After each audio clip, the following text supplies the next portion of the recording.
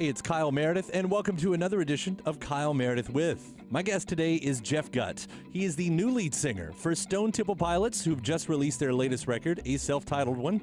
He's also the third lead singer for Stone Temple Pilots, and we got to talk a lot about what that's like coming into a band with so much history, as well as some of the songwriting behind tracks like Meadow and Guilty and Red and Blues, and his favorite STP deep cuts. It's Kyle Meredith with Stone Temple Pilots. How's it going, Kyle? I'm well. Well, congratulations on this record making it out into the world. It seems like one of those against all odds. Thank you so much. I appreciate it, man. It's been a long journey on my behalf, of trying. That's the first time I've had a record come out on a major label, and it happens to be with Stone Temple Pilots. So it's a long journey, but I made it. Well, let's start with there. I mean, being the new guy in a band with so much history and so much history with the frontmen, that went along with it. What has that experience been like for you? You know what? To me, it's kind of different because to me, it's more of a relationship with the guys in the band, and it was a real long process of getting to know each other and getting comfortable with each other, and because to us that was just as important as what I bring to the table musically and stuff. It was a long process, and part of making the record was part of that process as well. So it was really an organic thing that really worked. So I don't really think about all that stuff all that much. I just try to do what I can, control what I can, and let the rest handle itself. And when when the conversation started, did you go straight in on this, or was there ever any of that concern, like, what, am I the guy to fill this spot? I just, because I love SCP so much, and it meant so much to me as a musician, throughout my process, along with other bands too, but they were definitely, one of those bands that influenced me and that I looked up to, a lot.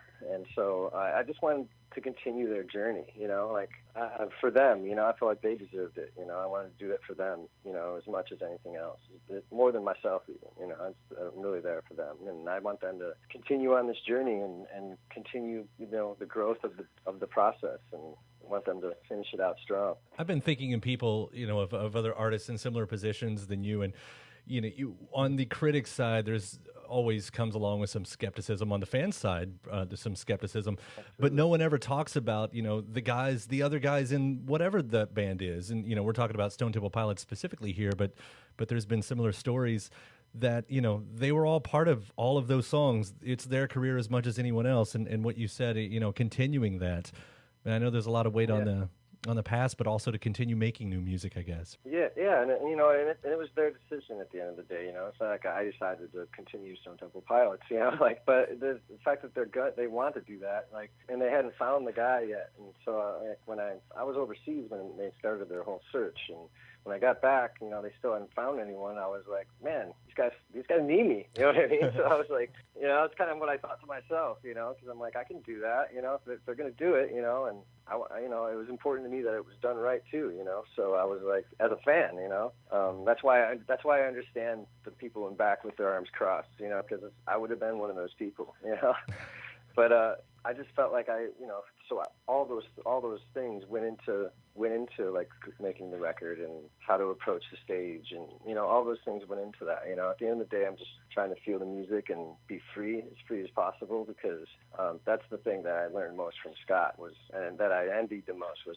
he was just so brave and free. He just like there was no fear. I envy that in him. So I try to bring that. How did the writing go for you? Were some of these songs already put together when you came in, or were you guys able to jam around and write from scratch? Yeah, we did both actually. Because when, like I said before, during my audition process, it was it was a year long. At one point after we jammed together a few times in a room live. We went into the studio because they wanted to see if I could write songs. So I still didn't have the gig, And we went in and they had a few that were already recorded that they just had the music to. So I just kind of sang over them and made up melodies, and some of those melodies are the same ones that are on the record. Most of them are actually. I mean, I went back and worked on lyrics and all of that, but I did. I went in the first day and just busted out as many as I could, and it was just about letting the music speak to me and really letting that dictate what I did, because that's something that I learned from Scott too. He would use his influences to cater each song and create a character. It was still him, but you could sense like some Bowie or some Iggy or some Morrison, or, you know, whatever it was, you know, when you look back now, you know, and that was something that I definitely learned from him. And I try to incorporate that as well, because I do that myself on my own records that I was recording before all this happened. Yeah, there's, of course, sort of fun to look at some of the lyrics and try to find the breadcrumbs, I guess. And I don't know if these moments are speaking directly to this situation, but, you know, it's hard not to see it because, like in Meadow, which, by the way, I mean, this sounds like one of Stone Temple Pilots' greatest hits. It really does, that song. Thank you. Yeah, Thank you. There's that line that says... That's important to me. Yeah, it says, sing a song, make it long, all I need is a chance. And then I'll go ahead to Guilty, where it's, I got lost there along the way, I let go to come back again. I don't know if those are speaking to this situation, but it's easy to kind of, if not, then repurpose it that way. Yeah, and you know what the best thing is leaving it open to interpretation too, because I feel like if people can relate it to something that's more personal to them, that it has way more power than any story that I could ever tell. You know what I mean? But and there are things in there. You know what I mean? Those songs are I'm very proud of them, because they're lyrically they're a lot deeper than people probably realize on the surface. You know, which is kind of like goes into why, you know, the album cover is like, you look at it, you see a butterfly, but if you keep looking, you see other things. You know what I mean? And it's kind of the same concept there. And I mean, self-titling that album too is sort of a bold move, but that was probably the only option. I don't know if there was many conversations with that. Yeah, there really wasn't. Like I mean, I think it just goes into more of that, you know. It just goes into like just letting the music just kind of speak for itself. Other than that, we probably just ran out of ideas. I'll ask about one more song too, because Red and Blues finally gives that acoustic turn that STP, you know, has slipped in and out of their career, through their back catalog. I tried just not to do too much on that song, because I feel like the musicality in that song is so amazing that, like, that's why that whole solo outro, I was, you know, of course I was thinking, like, should there be something going on there? And I was just like, you know what? No, no, just let it fade off, and let Dean take the wheel and see it through at the end there. You know what I mean? The older songs, what do you bring to the older songs? Do you try to, is it sort of like covering it in a sort of a way, or are you trying to put your own stamp to them? You know what? Like, it's funny because, like, we've been touring lately, and I go up there, I do my thing, and I went back and I listened to like the records recently, and I was like, man, I don't sing that anything like that. You know, because in my mind I was, but, you know, I don't know. I kind of like just kind of made it my own in a way, and that's cool, you know. And I think the essence of the songs are still there, and you know, I'd still try to bring the low end and the range and all that stuff.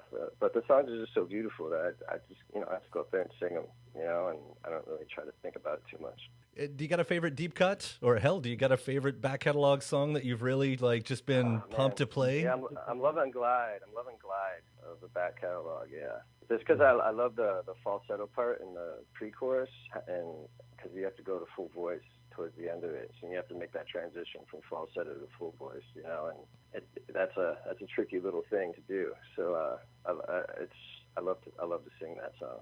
I love the tonality of the verses when it hits and it comes in. You know, it's real cool. Yeah. That tonality that. I read that there's a documentary on the way. Oh yeah, I mean, there's always cameras around, so I don't really know anything about that. You'd have to ask one of the other dudes about that. So I've heard about it, but I don't really know what's up with it. Yeah, if it's going to happen, I'll find out about it at some point. Yeah, no, I just didn't know if, you know, how far it went in, if it was just a past, or if your, you know, involvement in it too, telling, you know, the story up till now. I mean, it's a great story. If you hear anything, let me know. I want to know. I will. Jeff, again, I want to congratulate you on this. This is no easy feat for any artist to come in this position, and you really nailed it and knocked it out of the park. Thank you so much, Kyle. Appreciate it, man. All right. We'll see you. Right on, brother. Later. That's Jeff Gutt of Stone Temple Pilots, and a big thanks for calling in today. The new STP record is self-titled and available now. Don't forget to head over to WFPK.org. It's where I do a show every Monday through Thursday from noon to 3 Eastern. I'm Kyle Meredith. I'll see you next time.